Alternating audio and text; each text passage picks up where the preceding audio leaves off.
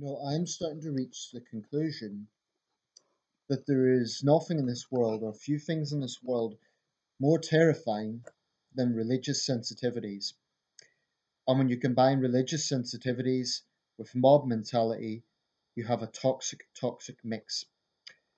I want to discuss the controversy around this new Bollywood film with the title of Padmavati. As I understand it, this is a period film and it features a controversial scene which depicts a Muslim sultan having a romantic relationship with a 14th century queen. Um, well, there has been a backlash by Hindu fanatics who say it's sacrilegious. They take issue with this depiction of romance. Already there has been violence connected with this. A man in Jaipur was lynched, and apparently there was wording on a rock scroll nearby. I'm reading from the London Times. The words, "We don't just hang effigies, Padmavati." In another development, Suraj Pal Amu, an official with the ruling BJP party, actually called for Deepika Padukone, the star of the film, and she's one of India's leading actresses. He offered a 100 million rupee reward to anyone who beheaded her. And the other cast members, the director and so on, have also been threatened. And in the disturbing development, apparently some of these hardliners are now calling on their Hindu brothers in Britain, in the UK, to torch cinemas, to burn and attack cinemas that screen this. And apparently the response within India has been to reduce the general release to private screenings. Now, there's so many talking points I could take from this, but I'm going to try and make this video quite brief. Firstly, I think within this country we should show absolute zero tolerance to anybody showing any sort of credible threat to do this. I don't think it'll happen, but if it does, we should treat them as terrorists. They're no different from Islamist fanatics or any other sort of religious fanatic. But it's a bit hard to escape the fact that this has been something that has been developing in India, particularly since Narendra Modi's victory 3 years ago. And I'm not saying he is personally responsible for everything that is happening in a country of 1.2 billion people. And by extension, it's difficult to police a country of 1.2 billion people. But at the very least, the BJP should be throwing this fanatic out of their party. And I see no indication that that's going to happen. So, this sort of mentality, it looks like it doesn't really face any consequences. And that to me is disturbing. Now, I just find it sad, infuriating as well that people can allow themselves to get so brainwashed that they think an actress should be decapitated because of a scene of romance. And it reiterates my view, a view I might add that is widely held, that religious extremism is the poison of this world. It really is one of the most toxic things that go on in this world. And I mean, India's had no shortage of religious fanaticism on both sides, whether it be Hindu extremism or Muslim Islamic extremism. Um, and there's been many gruesome examples since partition.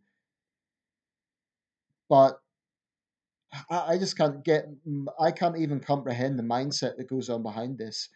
And that sort of mob mentality, to me, it's the epitome of cowardice because it's a pack mentality. It is just sinister and it's evil. I really I can't get my head around it.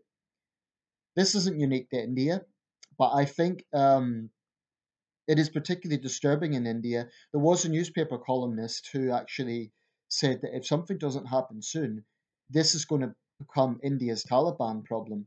This rise of Hindu neo-nationalistic extremism.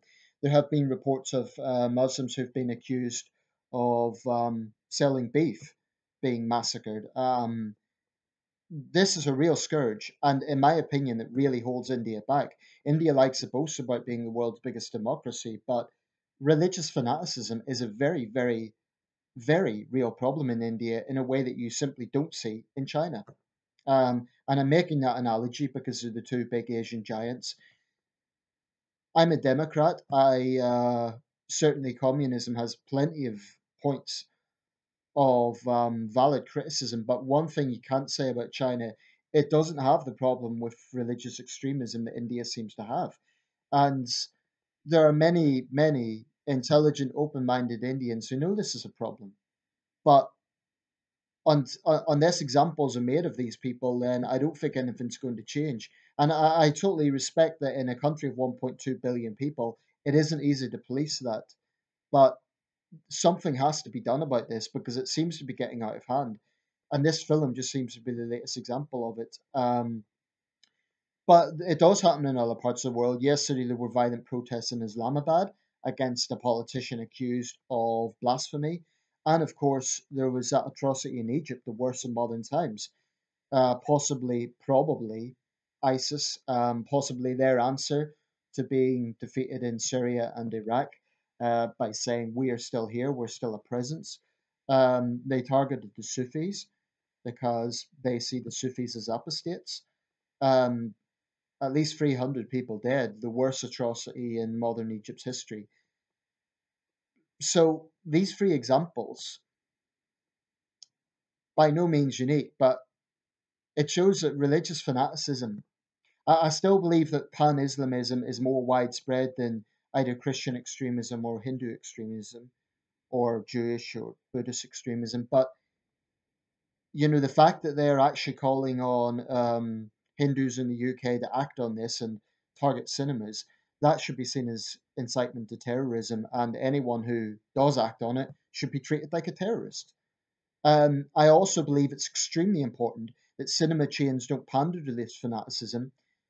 If they have security concerns, that should be taken on board. But I think the worst thing you could do with religious extremism is play their game and basically bow to their demands, because that is allowing bullies to win. It's allowing fanatics to win, and these people are thugs. They're cards and they're extremists, and film cinemas should not be giving into this. It makes me sick, to be honest, that there are people in this world in the 21st century that have this mentality. It makes me sick, and I have to be honest. India is a country I've long been interested in. It's got a rich culture. Um, there's many things that I get a good impression from India. Religious fanaticism is not one of them. It's something I do find off-putting, and I think it is a problem that is growing. And I think it is damaging India's international image, which is why I think something really needs to be done about it. That's my honest perspective as an outsider. Um, scary.